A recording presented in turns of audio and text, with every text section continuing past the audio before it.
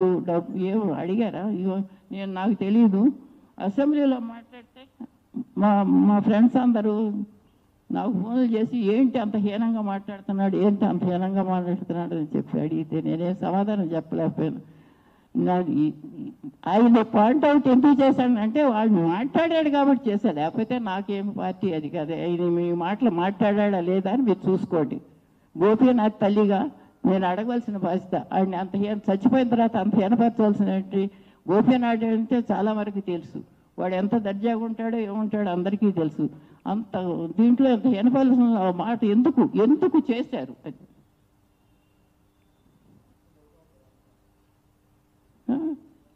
ఏమిటంటే ఆ రోజున నన్ను రావద్దు, గోపీనాథ్ హాస్పిటల్లో ఉన్నప్పుడు రావద్దు అని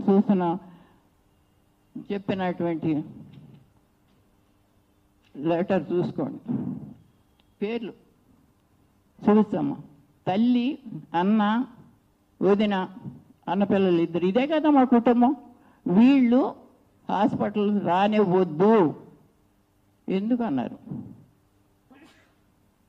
అదే సుజాత ఎందుకు సునీత ఎందుకు చెప్పింది ఆ మాట? ఏ రకంగా చెప్పింది? ఎవరు చెప్పించారు? లెటరు చెప్పటం కాదు, లెటరు చెప్పటం అయిపోయింది. చెప్పటం 20 ఏళ్ళ నుంచి చెప్తాను ఉంది. ఈ లెటర్ ఎందుకు? నా కొడుకు నాతో బాగానే ఉండేవాడు.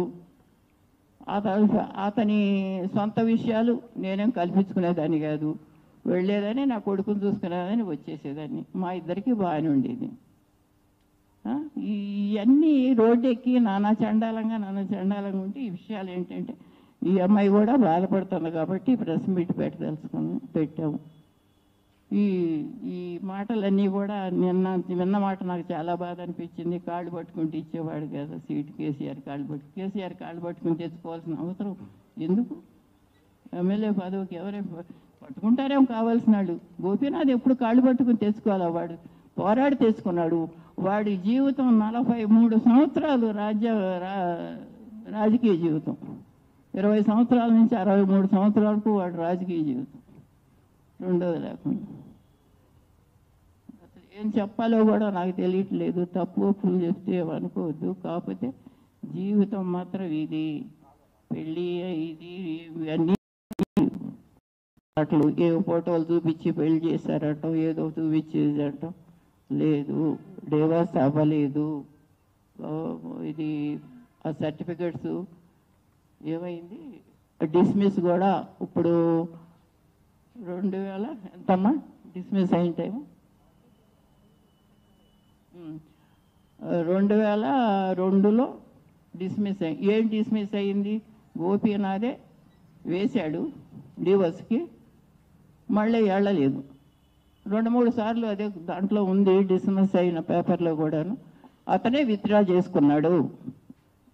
అతనే విత్డ్రా చేసుకుంటే డిస్మిస్ అయ్యి ఈవిడే భార్య అని చెప్పి డిక్లేర్. అప్పటి నుంచి ఇప్పటికీ ఈవిడే భార్యగా ఉంది, వీడే కొడుకుగా ఉన్నాడు. ఎంతమంది ఎన్ని రకాలు చేస్తే కూడా వీళ్ళే కాబట్టి నేను అండగా ఉండవలసి ఉంటున్నాను. ఎంత చెట్టు అంత కొడుకుపోయి ఇంత బాధలు ఉంటే కూడా ఈరోజు వీధిలోకి వచ్చి ఇంతమంది ముందు అది మరణమే ఒక ఇదిగా చేయవలసి ఉంటే, అది మరణమే ఒక మిస్టేక్గా చేయవలసి ఉంటే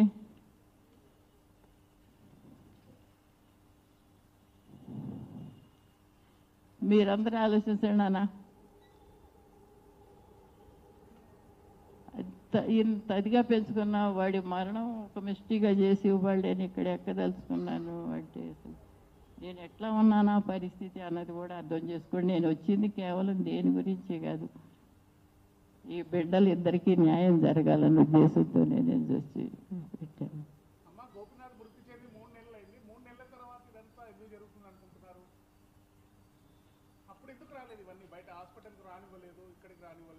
ఎవరు నాన్న?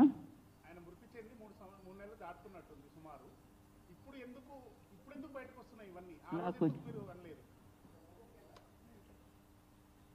ఇప్పుడు మీరు ఆలోచించండి. గోపీనాథ్ సమర్థుడు, సమర్థుడై కొడుకుని చూసుకుంటానే ఉన్నాడు. అప్పుడు బయటికి రావాలా? పోయిన తర్వాత కదా సడన్గా పోయాడు. గోపీనాథ్ సడన్గా పోయాడు.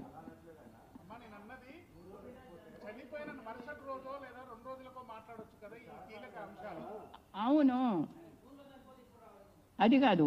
గోపీనాథ్ చనిపోయి 6 నెలలు అయింది కదా. 6 నెలలు అయితే ఈవిడ లీగల్ సర్టిఫికెట్ తీసుకుని నెక్స్ట్ మంత్ తీసుకున్న తర్వాత ఆగస్టు 11న మేము లీగల్ సర్టిఫికెట్ అగెనిస్ట్గా వేసాం. తెలిసిందమ్మా? వేసిన తర్వాత కాడి నుంచి మాకు జరుగుతూనే ఉంది. ఈ జరిగేది మొన్న వాళ్ళు ఏది కాంగ్రెస్ ఏదో చేస్తుంది, మా వెనకాల ఉంది అని రైతరం. ఇది ఎప్పటి నుంచే జరుగుతుందయ్యా? ఎవరినన్నా మీరు చెప్పండి. గోపీనాథ్ గారు పోయిన తర్వాత ఎప్పుడైతే లీగల్ సర్టిఫికెట్ ఉందో అప్పటి నుంచి మాత్రమే జరుగుతుంది. అంతవరకు ఇవన్నీ వదిలేసాం.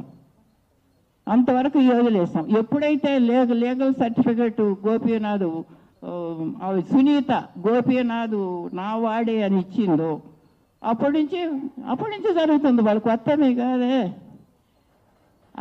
ఎంఆర్ఓ ఆఫీస్కి వస్తున్నాము. మొన్న వచ్చినప్పుడు ఎంఆర్ఓ ఆఫీస్ దగ్గర నుంచి మొదలైంది.